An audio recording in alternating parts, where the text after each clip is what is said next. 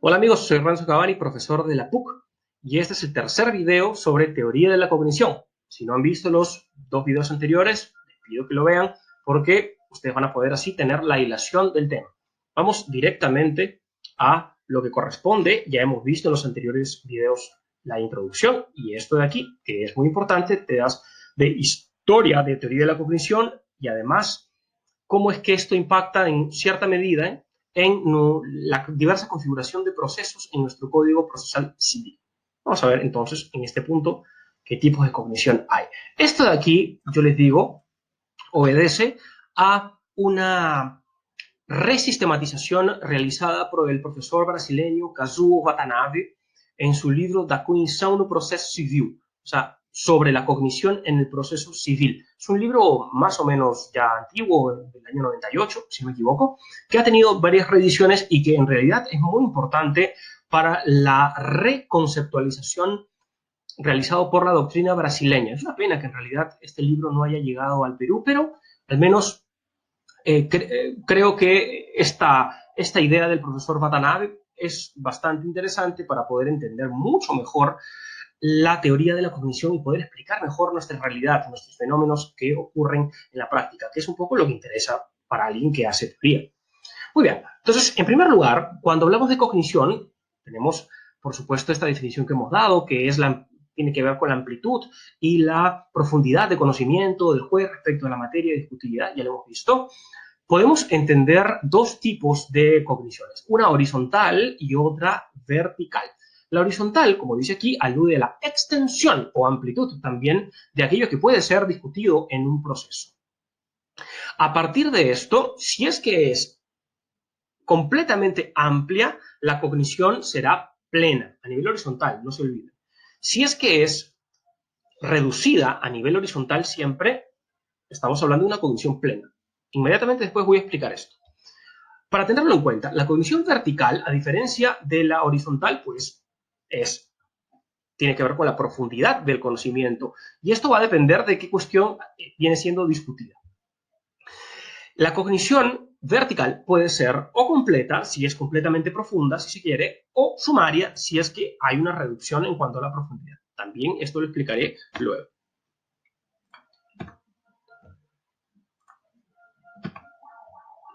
Muy bien, vean aquí.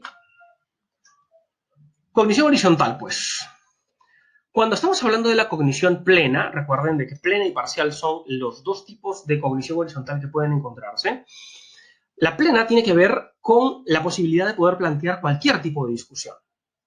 Un ejemplo, claro, yo demando nulidad del contrato, pero también demando pago de frutos, si es que partimos que se trata de un contrato de compra-venta, en donde ya hubo entrega inclusive, y también demando la restitución del bien y además demando el resarcimiento y puedo en realidad demandar lo que sea, siempre y cuando, por supuesto, cumpla con las reglas de acumulación que luego ya lo veremos.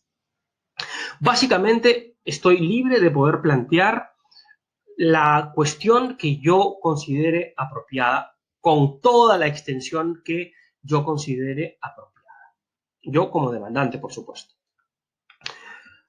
A diferencia de esto, la cognición parcial implica pues una limitación que es hecha legalmente, ojo, de la discusión. El mejor ejemplo es el tema de los interdictos. Concretamente, cuando hablamos de interdictos, la discusión legalmente limitada es la posesión. No se puede discutir sobre nada más que sea la posesión. Si es que, por ejemplo, un poseedor demanda al propietario porque el propietario estaría realizando actos de perturbación, por ejemplo, el propietario no puede oponer su propiedad. Se tiene que discutir fundamentalmente la posesión. Si es que el propietario quiere hacer valer su propiedad, lo que tiene que hacer, como dice aquí, es plantear un nuevo proceso. Un nuevo proceso. Veamos rápidamente el artículo 598, que está ya aquí, casi lo tenemos, veamos.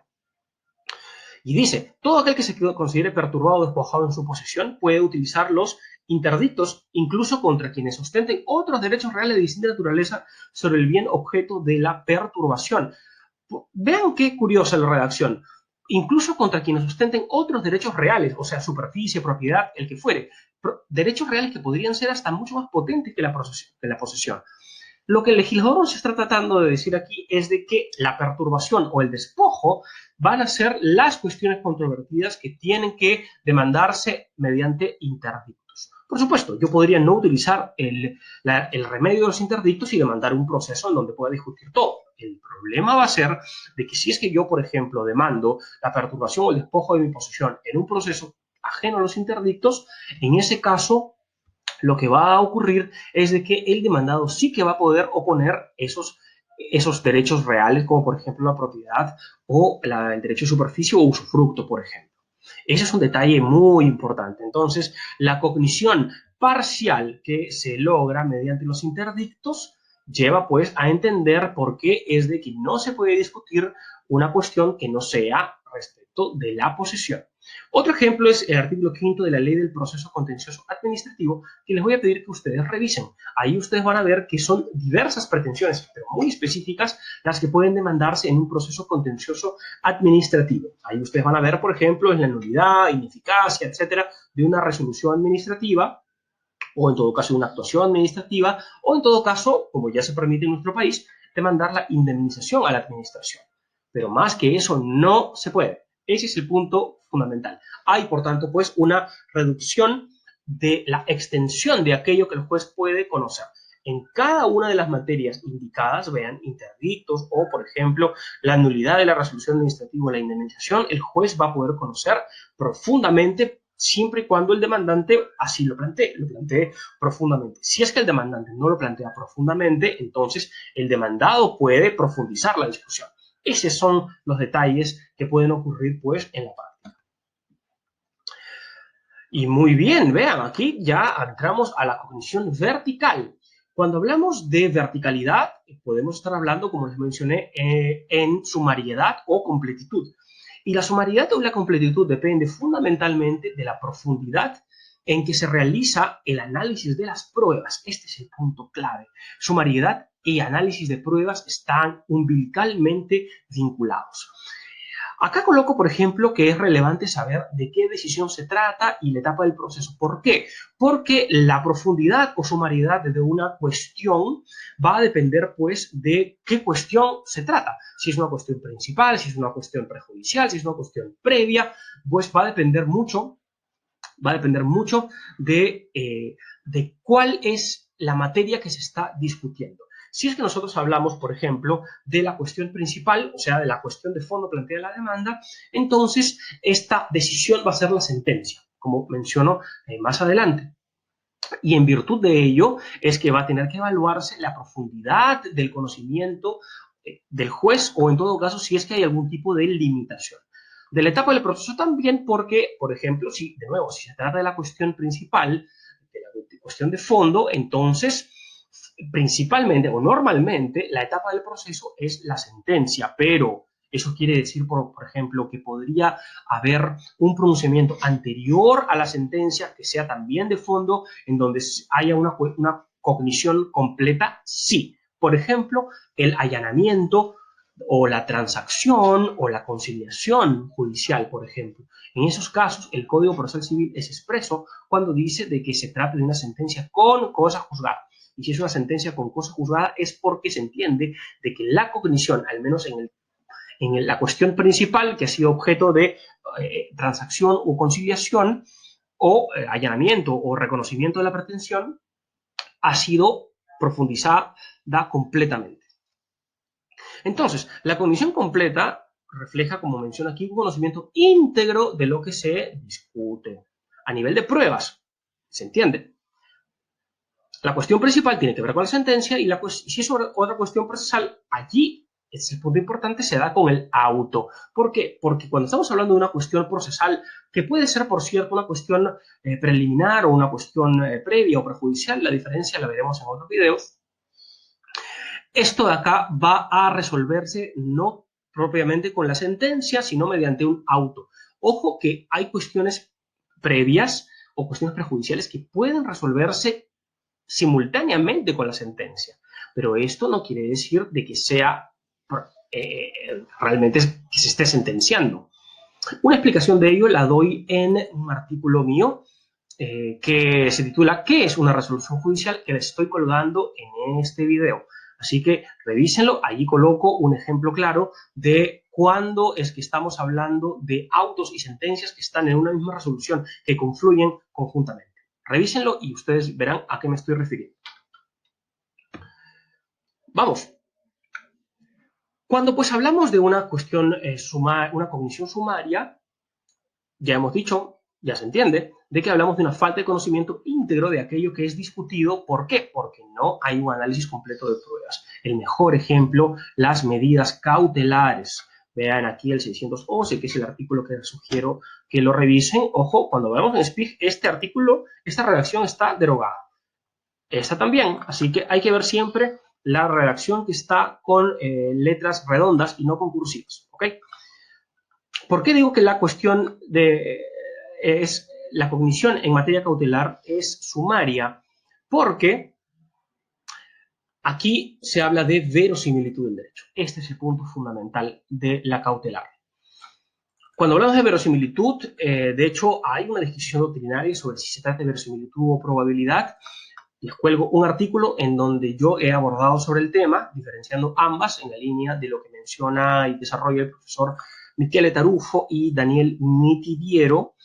La idea es de que cuando una medida es adoptada con probabilidad, o al menos con la probabilidad que manda la ley respecto de las resoluciones cautelares, estamos hablando propiamente de una cognición sumaria. ¿Por qué sumaria? Porque estamos hablando de que el juez analiza las pruebas de una forma reducida. ¿Y por qué reducida? Porque las medidas cautelares se otorgan previamente a las sentencias. Si es antes de la sentencia, entonces el juez todavía no ha realizado una valoración completa de los medios de prueba. Ese es el punto fundamental. Alguien podrá decirme, hey, pero es posible otorgar medidas cautelares posteriores a la sentencia. Es que ahí el Código Procesal Civil falla realmente. Allí no estamos hablando propiamente de una medida cautelar. Estamos hablando en realidad de una ejecución anticipada del fallo, que es algo completamente diferente. Pero la diferenciación es un poco complicada, es bastante técnica en realidad y tendríamos que nosotros reconstruir muchas cosas para poder explicar esto que el Código Procesal Civil desarrolla. Les cuelgo un artículo que también he escrito yo sobre eso aquí en la descripción de este video. Véanlo, es un artículo escrito, por cierto, ya hace un buen tiempo, 6 años, miren cómo pasa el tiempo. Pero creo que les puede ser de provecho porque yo distingo ambos aspectos y critico, de hecho, la disposición o la norma del Código Procesal Civil que habla de medidas cautelares post-sentencia. Muy bien, volvamos aquí, que estamos en esta diapositiva. Ok, entonces tenemos que el análisis completo de pruebas, por la etapa del proceso, por las particularidades que tiene la decisión, es un supuesto de cognición sumaria y también porque hay limitación legal de las pruebas. Cuando se limita legalmente la defensa, fundamentalmente se están limitando las pruebas. Esto es lo que acabamos de ver cuando proyectamos el artículo 591, que tiene que ver, recuerden, con el desalojo por falta de pago o vencimiento de contrato, en donde se reducen las pruebas. Un buen ejemplo también es el artículo 690D del Código Procesal Civil, que lo vamos a ver luego, que es lo que tiene que ver con la ejecución. Allí ustedes van a ver que cuando se limitan defensas, se está limitando los medios de prueba. Eso es al final el punto fundamental. O sea, se reduce el conocimiento que el juez va a poder tener respecto de la controversia. Alguien podría decir, por ejemplo, de que la sumariedad está en la falta de contradictorio previo, o sea, cuando el juez solo escucha a una parte. Esto es una verdad a medias. Suele coincidir, sí, la falta de contradictorio con la sumariedad, pero no necesariamente. O sea, ¿qué es lo que les quiero decir? Muy simple. Lo que les quiero decir es que puede haber un contradictorio pleno, o sea, un contradictorio previo, y aún así haber sumariedad. El gran ejemplo es la medida cautelar de administración de empresa. Imaginemos de que presentamos la demanda y casi simultáneamente estamos ya presentando una solicitud cautelar para que se pueda administrar la empresa. Esto acá está regulado en el artículo 670 del Código Procesal Civil, que vamos a buscarlo ahora, vean.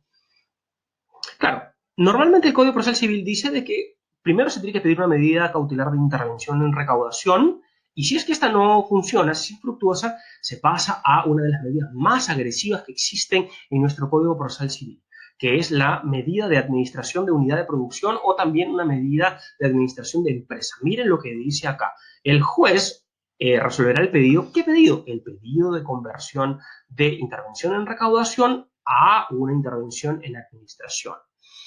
Previo traslado por 3 días. O sea, primero tienes que escuchar a la contraparte y luego resuelve. Pregunta. Por el hecho de haber corrido traslado previo, ¿hace de que esta medida cautelar sea una medida con cognición completa? Falso. No, no es verdad. Sigue siendo sumaria. Solo que aquí vean el detalle. Es una cognición menos sumaria. Menos sumaria. El hecho de que sea menos sumaria es justamente porque ya hay contradictorio, porque ya se ha escuchado en la otra parte, entonces el juez conoce un poco más de la controversia, un poco más respecto de las pruebas presentadas por el solicitante de la medida cautelar. O sea, si pedimos una medida cautelar sin contradictorio previo, es una medida que es bastante sumaria, una cognición muy sumaria, si quiere verse así. Si pedimos una medida cautelar con contradictorio previo, es una medida un poco más profunda, pero sigue siendo una medida sumaria. ¿Por qué? Porque todavía no se ha llegado al fondo, al límite de la cognición vertical.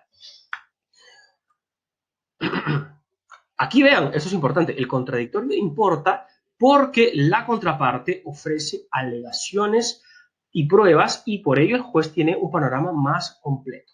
Este de aquí que viene es un punto súper importante que en realidad es algo que se va a entender al final de nuestro curso cuando hablemos sobre cosa juzgada. Allí yo diré, ¿se acuerdan de lo que mencionamos en la cognición vertical? Bueno, les recomiendo que vuelvan a ver el video y luego vuelvan aquí. Sí, eso es lo que seguramente diré.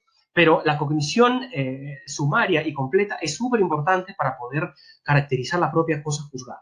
Lo que vamos a decir en su momento es de que un presupuesto de la cosa juzgada es la cognición completa de la controversia. Pero esto también tiene problemas porque primero vamos a tener que caracterizar qué es la cosa juzgada, por supuesto. Eso también tiene que ver con la defensa en el sentido que hemos dicho antes. O sea, la defensa amplia o la amplia defensa o la defensa completa o la defensa íntegra, como ustedes quieran llamarlo, para no confundir con los términos técnicos que hemos empleado al hablar de la teoría de la cognición. Un proceso plenario implica una defensa amplia y restricta, si se quiere. Pues bien, la cognición, por tanto, vertical está directamente vinculada con ello. Vean que nosotros podemos hablar de plenariedad con cognición parcial, o sea, horizontalmente reducida. Sí podemos hablar de ello. Claro, el tema está en que podrá haber un proceso plenario posterior, en donde ya nosotros podamos llegar a la cognición plena. Recuerden los términos que hemos empleado. ¿Ok? Cuando nosotros estamos hablando de un proceso con cognición sumaria que existe, por ejemplo, el proceso de filiación extramatrimonial, claro ejemplo de un proceso de cognición sumaria, ¿qué es lo que nosotros vamos a poder hacer? Iniciar un proceso plenario, no solo para poder ampliar toda la discusión, sino también para poder llegar a la profundidad máxima a la que se pueda respecto de si esa declaración de filiación es adecuada o no, si es correcta o no. Recuerden de que un proceso de filiación extramatrimonial se puede declarar la filiación de un padre respecto de un hijo sin que medie ningún tipo de prueba de ADN. Es, por ejemplo, si es que hay una oposición no fundada del padre. Simplemente se declara ya. Ahí, esto está regulado en la ley de filiación extramatrimonial y les invito a ustedes que lo revisen también. Esto que tiene que ver con la estabilidad, que puede sonar algo muy confuso, pues esto lo vamos a analizar en el siguiente video, que seguramente va a ser el último de cognición. Amigos, hasta aquí me quedo. Les digo, por favor, denle un like a este video, suscríbanse, vean los videos anteriores, que seguramente les va a entretener y espero que les entretenga, y también, por supuesto, los videos posteriores a este de aquí, que vamos a hablar sobre muchos otros temas más. Cuídense, nos vemos.